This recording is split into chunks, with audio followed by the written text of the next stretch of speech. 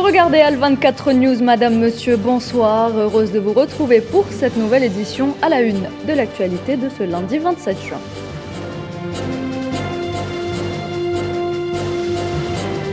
« 73e session du comité de liaison de la route transsaharienne à Alger. 6 pays africains discutent d'inclusion économique.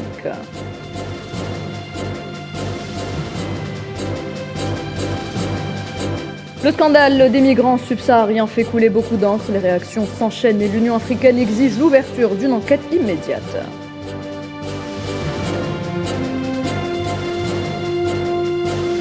Ouverture demain du sommet de l'OTAN à Madrid. L'Espagne tente d'aligner l'Alliance Atlantique à sa position, qualifiant le Sud de menace.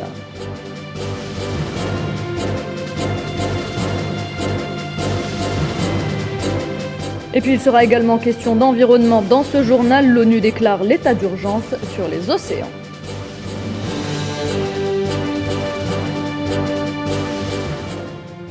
Mesdames et messieurs, bienvenue. Avant de dérouler ce journal, cette importante découverte annoncée par la compagnie algérienne des hydrocarbures Sonatrach à Hasirmel, l'une des plus grandes réévaluations des réserves des 20 dernières années, soit en volume entre 100 et 340 milliards de mètres cubes de gaz condensat.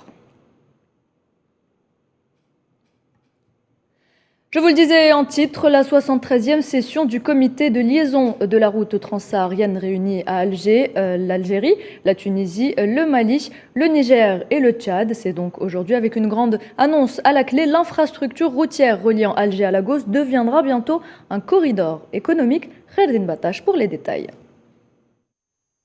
Un projet pharaonique, à la mesure du défi économique du continent africain. La route transsaharienne était à l'honneur à Alger dans le cadre des travaux de la 73e session du comité de liaison de la route transsaharienne CLRT au niveau des ministres. L'Algérie œuvre à la création non pas d'une route, mais d'une autoroute qui a atteint aujourd'hui la wilaya de Ghardaïa.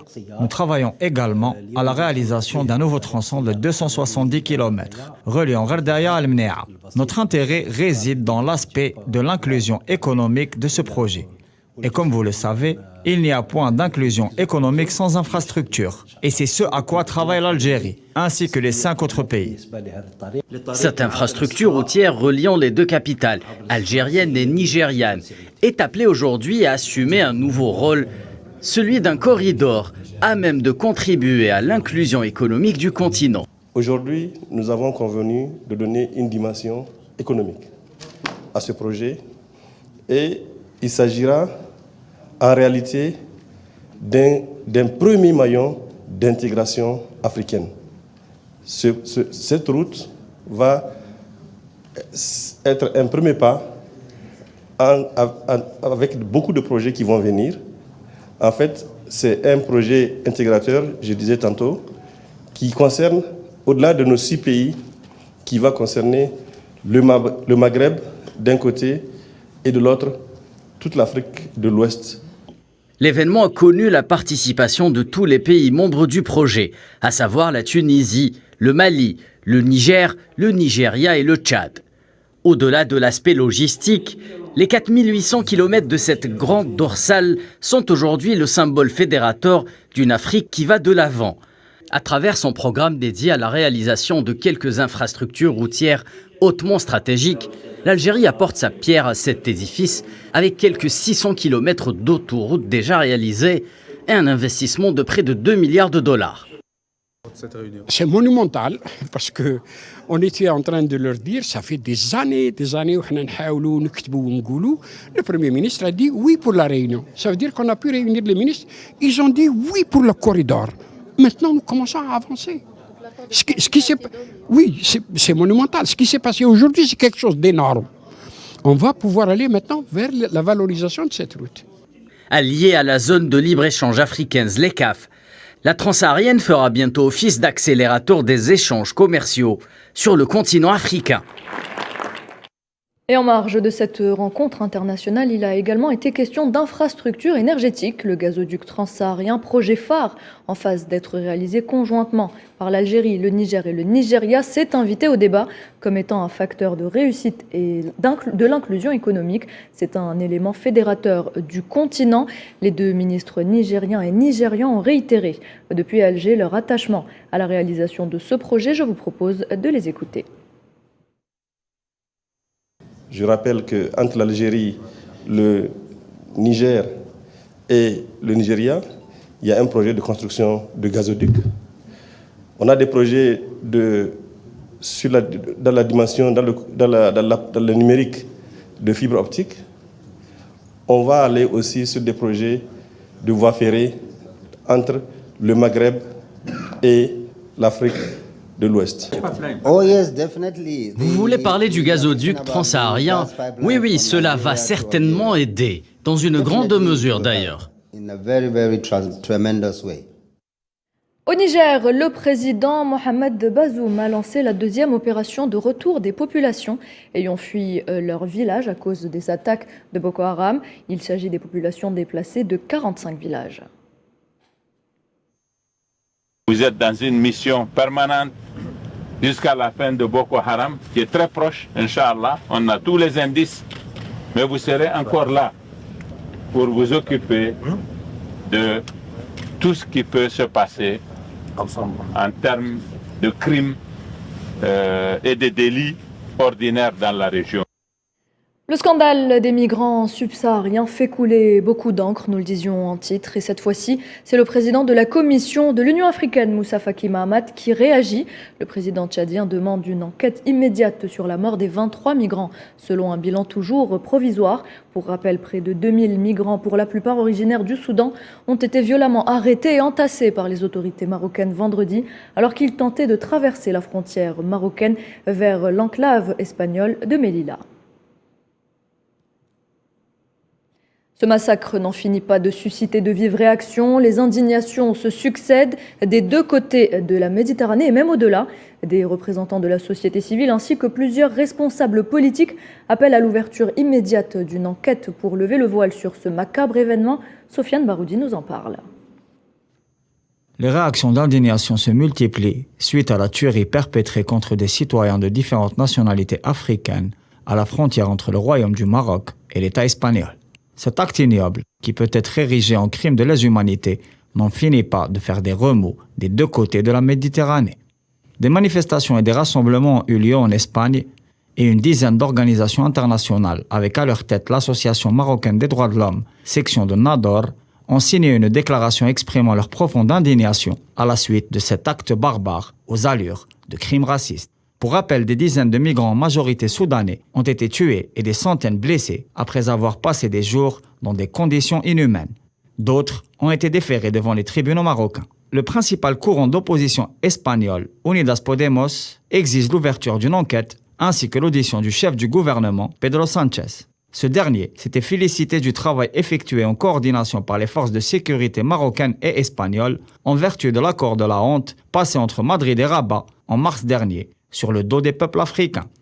Le président de la Commission de l'Union africaine, le Tchadien Moussa Faki, s'est dit profondément choqué par la violence et le traitement dégradant subis par des migrants africains à la frontière entre le Maroc et l'Espagne. L'Union européenne, pour sa part, reste encore circonspecte et timorée sur cet infâme drame. Des voix s'élèvent sur le vieux continent pour dénoncer un silence complice. Des activistes européens dénoncent la responsabilité de l'institution au travers du principe de l'externalisation des frontières et de la coopération avec des régimes notoirement répressifs pour le contrôle du flux migratoire par la violence excessive exercée contre des demandeurs d'asile. Pour rappel, ce macabre événement survient à quelques jours de la réunion de l'OTAN prévue à Madrid avec pour objectif le renforcement du dispositif militaire en Méditerranée occidentale. Et face à ce massacre, l'Algérie a réagi par la voix de Ammar Belani, envoyé spécial chargé de la question du Sahara occidental et des pays du Maghreb au ministère algérien des Affaires étrangères. Il accuse directement le Maroc d'être responsable de la mort des 23 migrants. Ammar Belani dénonce un carnage, qualifiant les images qui ont été diffusées sur les réseaux sociaux ainsi que sur de nombreuses chaînes de télévision d'extrêmement choquantes.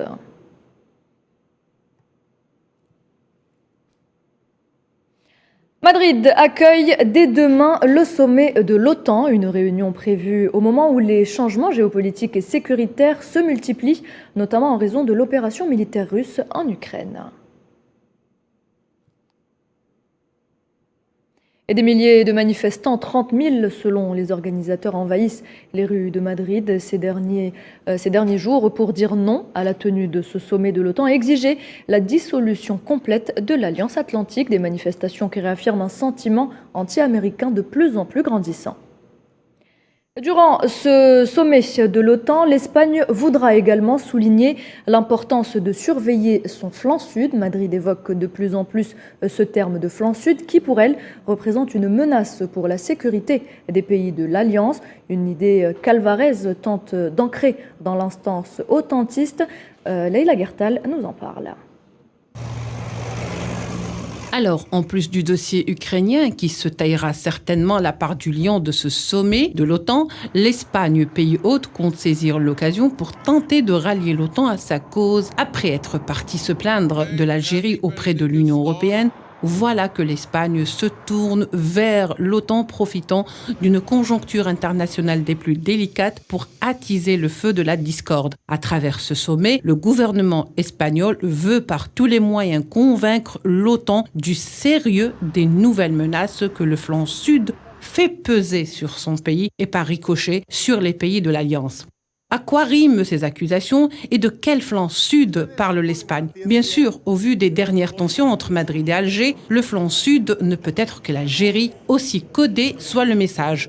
Dont le viseur désormais d'une Espagne qui a du mal à avaler ses couleuvres devant son manque de fair-play, le gouvernement de Sanchez démontre non seulement qu'il est mauvais perdant, mais qu'il est de surcroît de très mauvaise foi en essayant sournoisement d'intenter à la réputation de l'Algérie pour l'impliquer dans un terrain glissant de manigances douteuses et politiciennes et de retourner les instances internationales contre elle.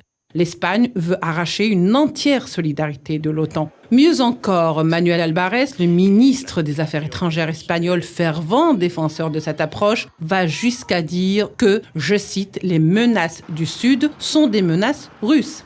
Menaces russes du Sud ? Alvarez a démontré une fois de plus que la diplomatie n'est pas son fort et que la véritable menace pour son pays, lui et son Premier ministre, sont bien les impairs qu'ils commettent à chaque sortie. Alors justement, dans l'éclairage du journal, zoom sur cette question de flanc sud évoquée par le ministre espagnol des Affaires étrangères Manuel Alvarez. Et pour de plus amples explications, nous avons avec nous monsieur Saïd Ayachi, président du comité de solidarité avec le peuple sahraoui. Bonsoir monsieur. Bonsoir. Alors tout d'abord, de quel flanc sud parle exactement le chef de la diplomatie espagnole ? Effectivement, cette déclaration du ministre des Affaires étrangères espagnol mériterait d'être plus précise pour avoir plus de clarté. Le flanc sud est aussi bien large que profond, et effectivement, on le sait, il renferme un certain nombre de foyers de tension et d'activités terroristes criminelles, sans ignorer par ailleurs qu'il se déroule au Sahara occidental une lutte armée légitime du peuple sahraoui pour sa liberté et son indépendance. Mais si M. Alvarez fait une appréciation tout à fait erronée et que ses propos viserait l'Algérie, il faut rappeler à ce monsieur que l'Algérie n'a jamais constitué un potentiel de menace ou de nuisance pour aucun pays, proche ou lointain d'ailleurs. Bien au contraire, l'Algérie, par son action diplomatique efficace et reconnue, contribue depuis toujours et inlassablement à la résolution des conflits par le dialogue, comme l'attestent ses médiations au Mali et en Libye, pour ne citer que celle-là. Et si ces propos visent l'Algérie, c'est une vulgaire opération d'intimidation et de culpabilisation.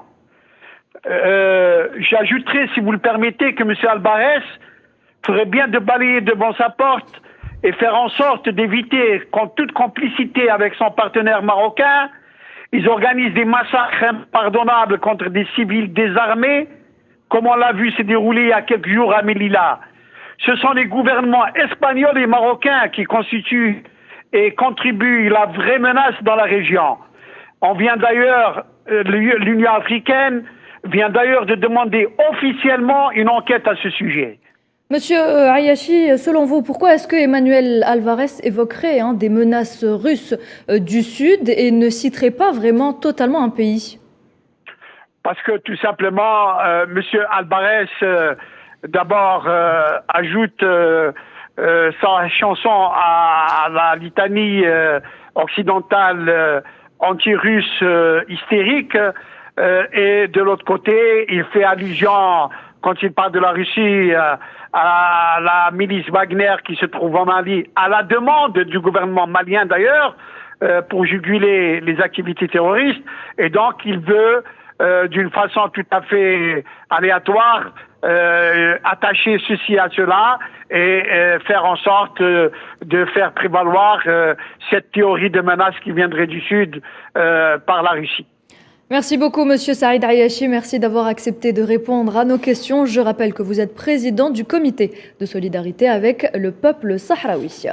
Dans l'actualité également, le G7 réuni en sommet dans le sud de l'Allemagne réaffirme son soutien à l'Ukraine. Les dirigeants des 7 grandes puissances, à savoir l'Allemagne, les États-Unis, la France, le Canada, l'Italie, le Japon et le Royaume-Uni, se sont engagés à continuer à fournir un soutien financier, humanitaire, militaire et diplomatique à Kiev, et ce aussi longtemps qu'il le faudra.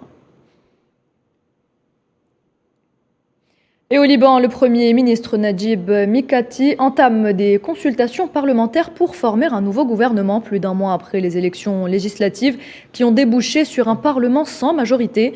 Le gouvernement, une fois formé, aura pour mission de faire adopter les réformes attendues pour endiguer la profonde crise financière qui a plongé la plupart des Libanais dans la pauvreté. Parlons environnement à présent, placer l'océan au cœur des préoccupations. C'est l'ambition de la conférence de l'ONU qui s'est ouverte aujourd'hui à Lisbonne. Durant une semaine, plusieurs questions seront abordées. La problématique du plastique, le réchauffement climatique ou encore la surpêche sur la biodiversité marine. Naïla Hamouda. Protéger le milieu marin est primordial pour l'humanité.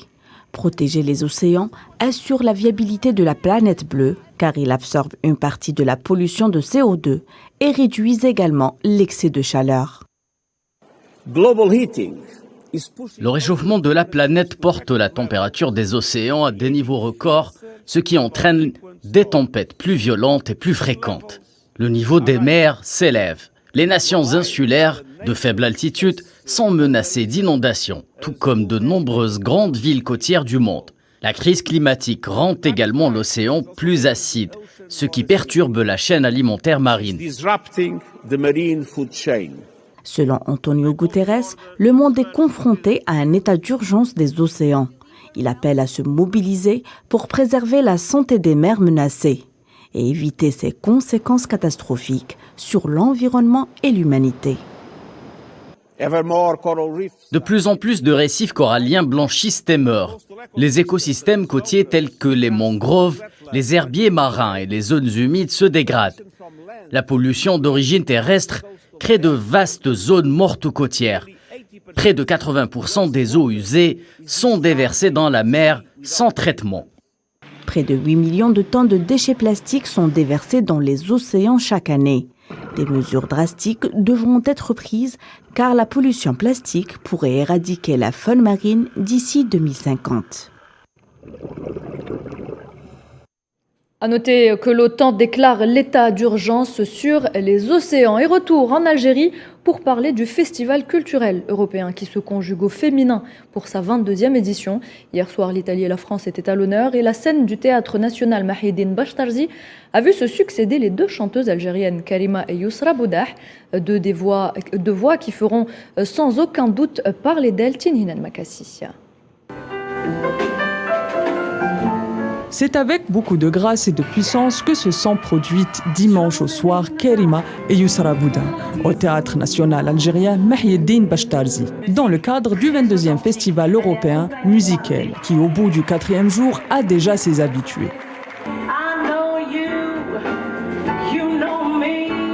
Si l'une a choisi de revisiter à sa sauce les grands classiques de la musique rock et pop, des classiques qu'elle a adaptés à son univers éclectique aux influences multiples. Mes choix sont portés sur mes influences musicales, les mêmes qu'on retrouve dans mon dernier album. J'ai voulu rendre hommage à la musique du monde, mais aussi à mes maestros. L'autre, de son côté, a fait un choix de chansons intéressant, passant très aisément et même avec beaucoup de justesse de Cheb Hasni à Edith Piaf. J'ai fait des hommages aussi à Hasni et Jamal Allam, Allah yarhamhum, parce que c'est des artistes que j'aime bien, que j'adore. Et bien sûr, je pense variété française, forcément, on pense à Edith Piaf, les titres que j'ai faits, quoi. Donc, je sais pas, c'était évident pour moi. Les deux divas étaient par ailleurs accompagnées de musiciens de renom, à l'instar de Francesco Botticelli à la contrebasse, Bernardo Guerra à la batterie et Piero Fracci au piano. Un trio époustouflant que s'est choisi Kerima pour cette occasion. De son côté, Yousra Bouda, habitué des scènes algériennes, a choisi un orchestre composé de 5 musiciens. Youssef Bouzidi à la basse, Rabah Hadjel à la batterie, Farhat Qassi au clavier et enfin Nazim Bakour et Hassan Zamrani respectivement à la guitare électrique et au saxophone. Le public algérien, quant à lui, a encore une fois montré sa sensibilité musicale, en interagissant naturellement avec les artistes sur scène. Des Beatles à Queen, passant par Hasni et Jamal Allam, la musique, un héritage populaire algérien. Place à présent au sport, à la deuxième journée de la 19e édition des Jeux méditerranéens qui se déroulent à Oran, avec tout d'abord du tennis, une discipline très appréciée par le public. Présent aujourd'hui, l'Algérienne Amira Benaïssa s'est imposée face à la Portugaise Maria Inés Fonte en 3-7. De son côté, l'Algérien Sahtali Toufiq s'est lui incliné face à l'Égyptien Ma'moun Karim Mohamed en 2-7.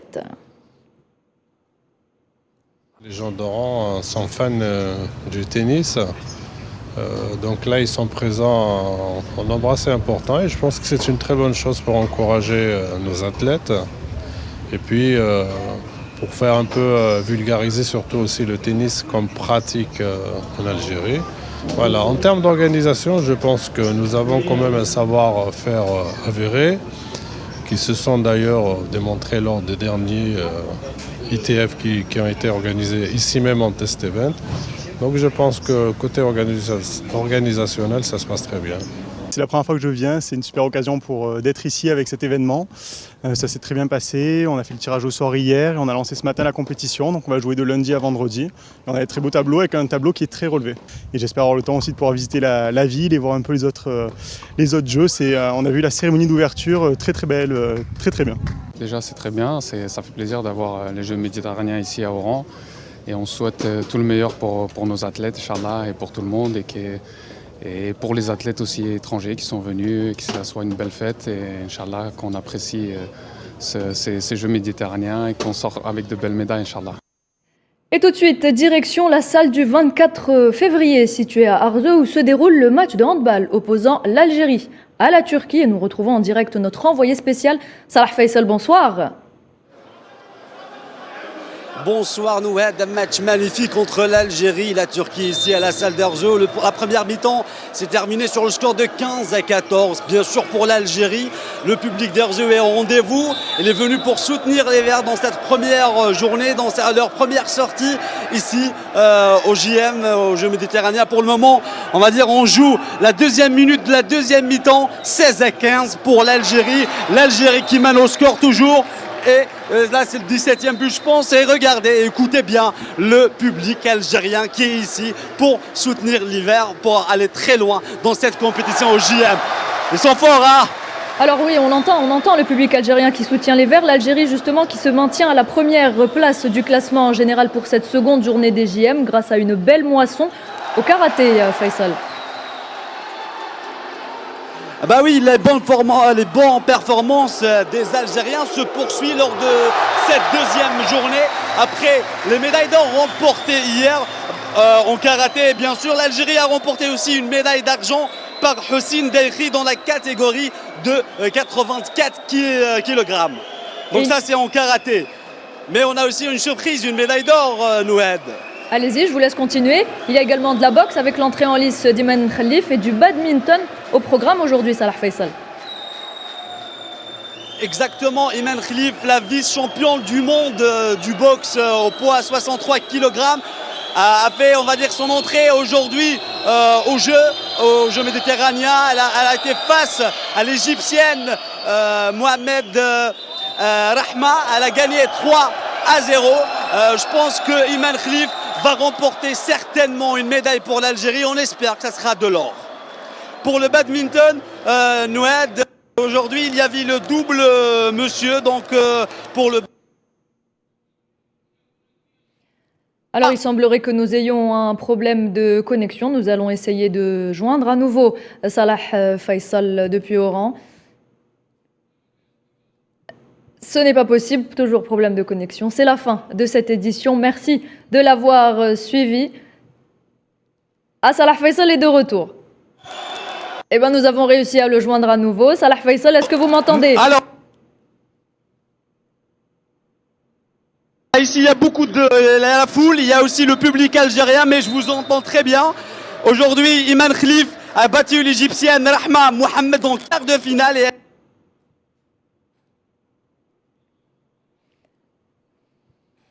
Salah Faisal que nous aurons le plaisir de retrouver demain à 19h dans notre édition. C'est la fin donc de cette édition. Merci de l'avoir suivi. Tout de suite la météo avec Amel Améziane Zitouni. Très bonne suite des programmes sur Al 24 News.